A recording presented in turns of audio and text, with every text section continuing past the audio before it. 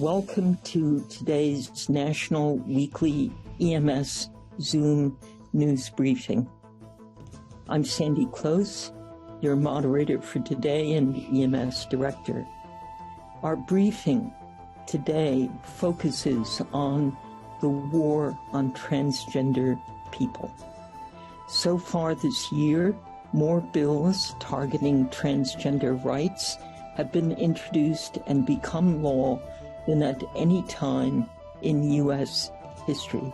And I have to say, they're some of the most extreme legislation I have ever read.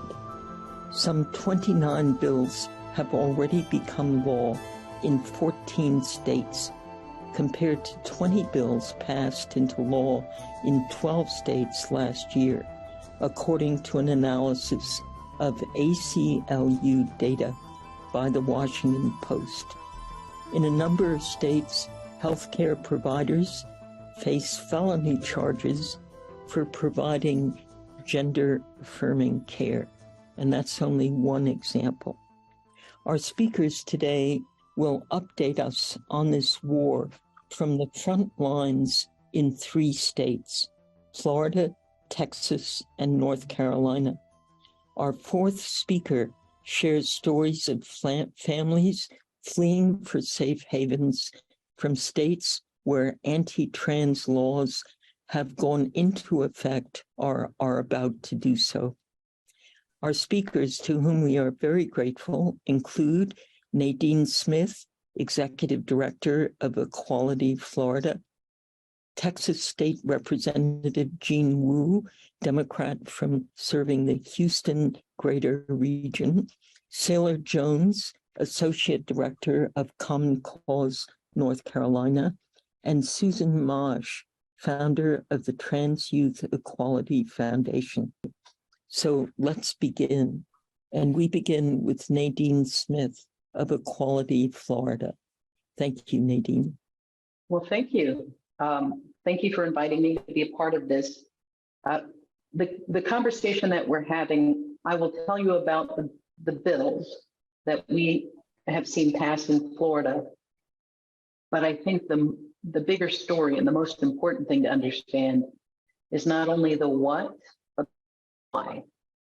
So in Florida, last session, our sessions last 60 days, a bill was brought forward that, or actually 2 sessions ago, a bill was brought forward that would ban trans athletes from playing sports. Even though in the history of Florida, in more than a decade, there hadn't been more than 10 trans athletes, and there were existing guidelines in place to provide fairness.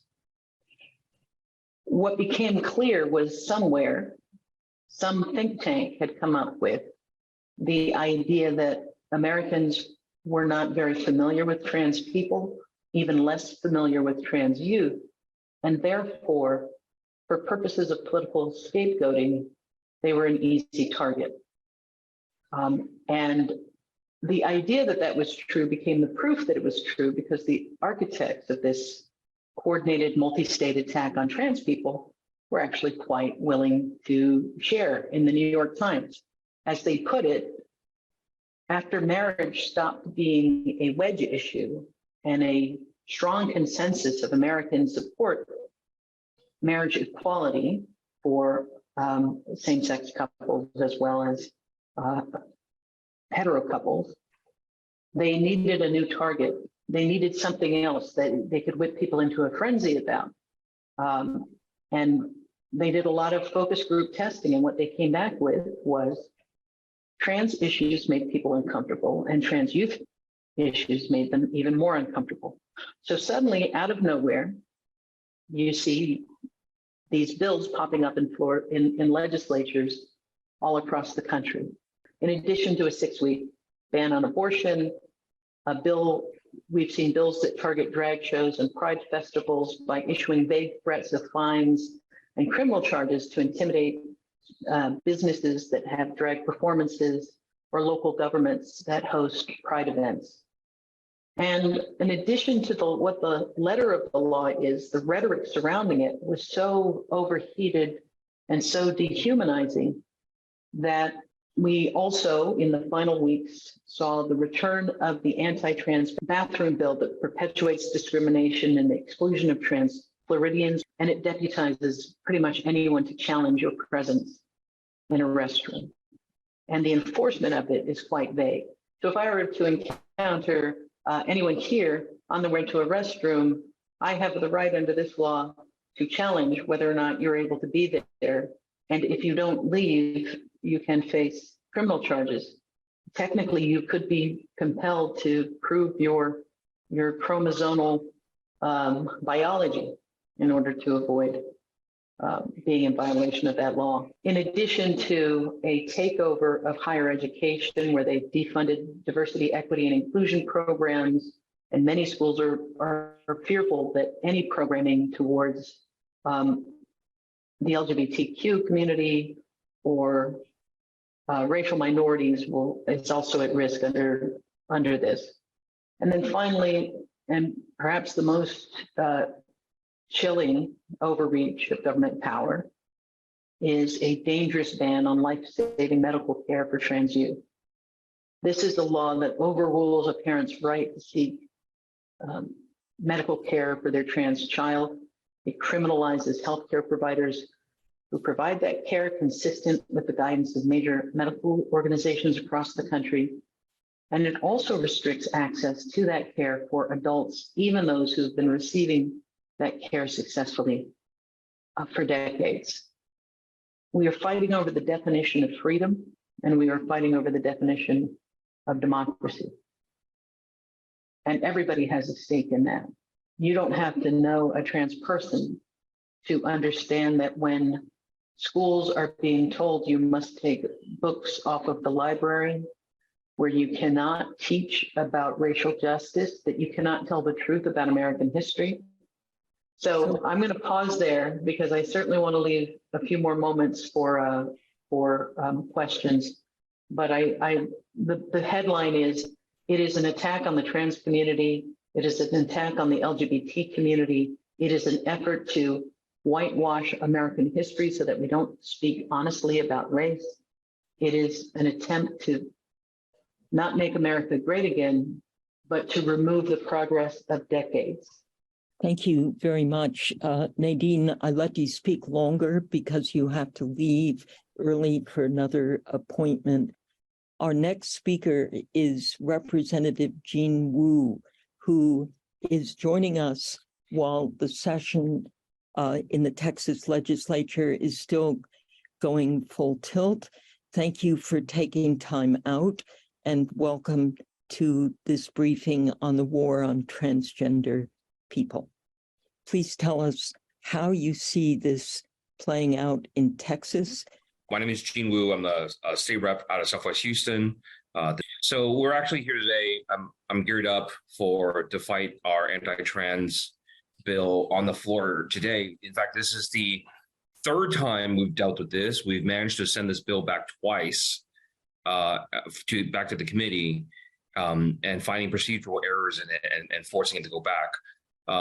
And they're bringing it out for a third time. And normally when a bill gets killed that many times, gets sent back that many times, a lot of times the, leadership just says, you know what, no more, we're done, because it's taking up too much time, too much resources, too much attention, time and attention that we can be using to do other things, anything else, anything that's important to the state. And I think it says a lot to the fact that they're devoting this much effort to going after a small minority population that really has done nothing to any of them and not done anything to those communities, but they're going after them. And unfortunately, this is actually pretty standard MO. So in years past, look, we've had back a long time, we had plenty of anti-LGBT bills, period, because they were just the convenient target of the time. And after a while, after LGBT people became more accepted after the Windsor case, after Obergefell, some of that went away.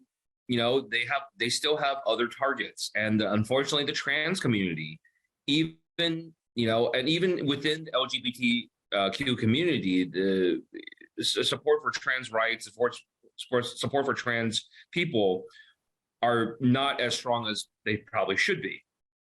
And so the basic MO for the legislature, of any legislature, and especially the Texas legislature, is the people in charge look for communities, look for groups that are convenient targets that the people in general don't necessarily understand, may not have the most sympathy for. There's sort of there's always sort of an ick factor that they use, and we legislate against them. We beat the crap out of them in the law, and say we did it. We fought back against those people, the people who want to oppress minority communities, the people who want to use people who have little power as the foil, as the enemy, as the monster that they want to slay. The hate is all the same. The only thing that changes are the names of the victims. And so either we fight together, either we all stand up and we fight together and say, no, leave people the hell alone, or you're going to be next. And that's just it. So I don't know that Democrats can stop the anti-trans bill in Texas. We're going to do our damnedest. We've sent it back twice. Maybe we can send it back a third time. But I think the Republicans are going to keep trying, because this is apparently a hot button issue for them. And we've had people who have told us, look, I don't really care about this stuff. I don't really want to do this, but we campaigned on it in the primary. And if we don't do it, then they're going to primary me. And, basically, it's just a really fancy way of saying I'm a coward. And I refuse to do what's right, but I'm happy to do what's politically expedient. So what is going to actually stop this? The real thing that will stop this in this entire line of attacks, not only against trans community or the LGBTQ community, or against the African community, Hispanic community, after Muslim community and the Asian community and everyone else, is for good people, average Americans, average Texans, to stand up and say, no more, enough, right? And to say, look, we don't like it when you guys do these issues. We like it when you work on education. We like it when you work on healthcare. We like it when you pay teachers. We like it when you make sure we have enough parks and you make sure we have enough hospitals. Those are the things that matter to us. When you focus on these type of issues, we will punish you and we will vote against you. All right. And it's already starting to happen. I think there's already been a backlash at a national level against Republicans for focusing so tightly onto banning CRT, anti-LGBT issues, going after abortion and contraception, and all these other things. In Texas, we have bigger questions. In Texas, we have you fixed the damn grid yet? No, right? Every single time there's a weather event, we're like, are we going to lose power today? And have we taken care of public education? No, right? Teachers, they got a small raise, but probably still not enough. Have we fixed a whole bunch of healthcare issues? No, we haven't. Still have not expanded Medicaid. So I think it's important for our communities to, one, learn about all these issues and say, look, I am not trans, and I may not have a lot of trans friends, but I understand that they have a right to live their lives the way they see fit. They have a right to consult their own doctors. They have a right to consult their own families, and they have a right to do what they feel is necessary to keep themselves alive and keep themselves happy. Just as I have a right to do what I see fit and control my own body and control my own health care. I don't think that, is a hard thing to ask. Thank you so much for your sharing your situation and your perspective on this. Now we go to Sailor Jones.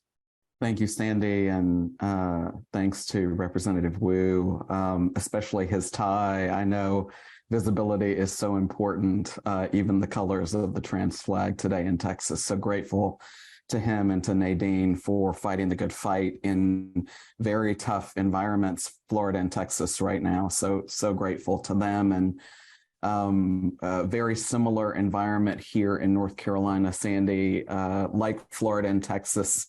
North Carolinians are no strangers to the highest of profile attacks on LGBT people over the past decade. North Carolina was the last state to write anti-LGBT discrimination into our state's founding document back in 2012 with a ban on marriage equality. That was called Amendment 1. And a few years later, conservative lawmakers, many of whom are still in office due to gerrymandering, responded to local non-discrimination ordinances by passing what was known then as House Bill 2, what is the now infamous so-called bathroom bill here in North Carolina that denied access to public restrooms based on gender identity.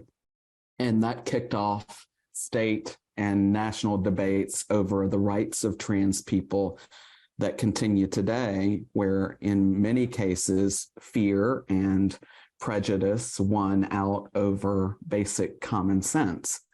And fortunately, House Bill 2 also kicked off a state and national boycott for travelers, similar to the travel warning that Nadine and Equality Florida set off around their anti-trans bills.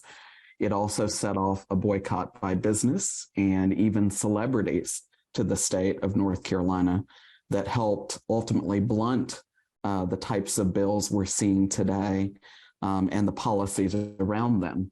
And so it may come as no surprise then that at a time where nearly 500 anti-trans bills have already been introduced in 49 of 50 states, one of those states now includes North Carolina.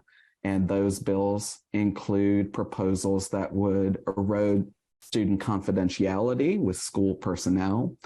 They seek to restrict trans people from receiving gender-affirming care and prevent trans youth who already face challenges in terms of discrimination and mental health challenges from participating in affirming sports that align with their gender identity.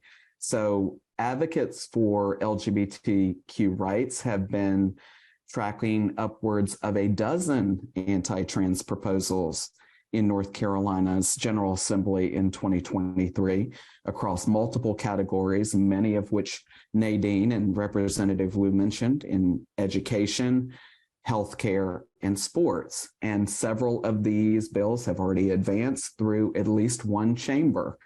Bills called the so-called Parents' Bill of Rights, which would require healthcare providers to get written parental consent before even treating trans young people, including for gender-affirming questions, putting trans youth at risk of violence. A bill's called the so-called Fairness in Women's Sports Act, which would bar trans youth from the sports that they identify with. And things like surgical and gender bars for trans minors, which would limit life-saving care for young people in North Carolina. We've even seen a bill, in addition to drag bans and don't say gay bills, that fortunately stalled in the North Carolina House that would have given healthcare providers a license to discriminate against trans youth. Any healthcare service that, quote unquote, violates their conscience. So like so many states, legislators have made it their mission to limit kids' sports participation based on their gender identity, as well as ban drag performances, and other types of LGBT curriculum in schools. But I want to mention, maybe unlike some other states, these bills are not the only thing fueling anti-LGBT rhetoric, as they are in North Carolina. As he prepares for his expected campaign for governor next year, North Carolina's current Lieutenant Governor, Mark Robinson, continues to amp up high-profile rhetoric against LGBT people that has become a key part of his campaign and his political brand, similar to Governor Ron DeSantis and former President Donald Trump. Mark Robinson said recently on the campaign trail that God formed him to fight LGBT issues, and he added that a church that flies the rainbow flag is a direct spit in the face of God Almighty, and that the transgender so-called movement is of the Antichrist. So Robinson is currently making the rounds at Black churches in the region where I grew up, northeastern North Carolina, the state's Black Belt, in the hopes of using his fear campaign to sow hatred towards the LGBT community, rather, and build support for hate mongering ahead of the high profile 2024 presidential elections I know we're all looking towards, and that many of these bills are designed to sow hate and division between political parties ahead of those high profile elections. So we're seeing a lot of the same things that Representative Wu is seeing in Texas, Nadine is seeing in Florida, right here in the Tar Heel State, Sandy.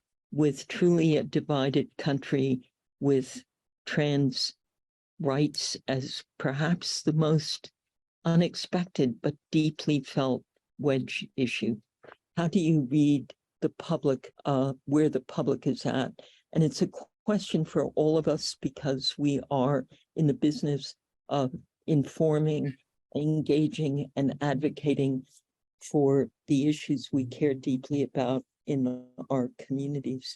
Let's start with Representative Wu. I think the public is still unsure, especially specifically on trans issues.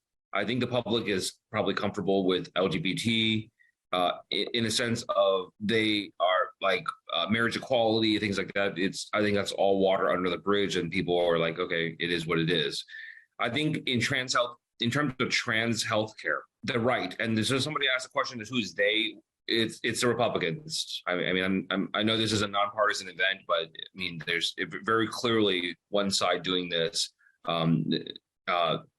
and Republicans have carefully navigated and narrated a story, the background of, well, we're just protecting the kids. We're protecting the kids, and we have talked to those families who say, we don't want your protection because your protection makes our kids makes our kids hate themselves and think about taking their own lives. We've talked to the doctors who say, like, those kids don't need your protections because we're looking after them. But I think what will make the biggest difference is for the media, for advocates, for people who are allies, people need to know that trans people are just normal people, that they're just, you probably know someone who is trans, you just don't realize it, right? Just as people changed their mind about LGBT, about marriage equality, because they finally said, oh, actually, there's a lot of gay and lesbian people who that are in their everyday lives. And all of a sudden, when people come on to say, hey, you know, I'm gay, right? And they go, oh, really? I was like, can I ask you to make sure that, you know, you support me and my husband getting married, and whatever else. And people go, oh, okay, well, that's different then, right? Like Dick Cheney, all of a sudden, you know, when his daughter came out, it's like all of a sudden it's like, oh, Dick Cheney is very progressive in terms of LGBT issues because his daughter is LGBT, right? I know it sounds stupid, but that's what it really is. It's like people, like a lot, especially conservatives, don't care unless it's somebody they care about. Yeah. And I think what we need to do is find more people, advocate for people by saying, hey, you know that so-and-so, you know that who's your friend, who's your coworker, who's in your family is actually trans, right? So thank you. 1 minute, Sailor, your last thoughts on this question. Well, Sandy, you hit the nail on the head when you talked about isolation. Obviously, that may be the intent of these laws, to isolate trans people and make them separate from society. It's also the impact of these laws as trans people face these proposals and rules. They are separate and apart from the families, the doctors, the schools, the infrastructure that they so desperately need. And I think it behooves the media now to make the connection, as they have, as Representative Wu did, for marriage equality. It's no surprise that when the Dobbs decision came down from the U.S. Supreme Court, stripping many Americans of abortion access almost immediately, that LGBT activists sounded the alarm that we, in the form of marriage rights and other privacy protections, could be next. The LGBT community knows well and has long understood that our liberation is inextricably tied to your liberation. It's time the media and the public understand the reverse of that, the vice versa of that, and understand that their liberation is tied to trans rights too. Okay, thank you. Thank you so much, and thanks to our media and interpreters. This is such a vitally important topic, and for bringing it to the surface and giving us a chance to learn more so we can better cover it. Thank you, and this conference is now closed.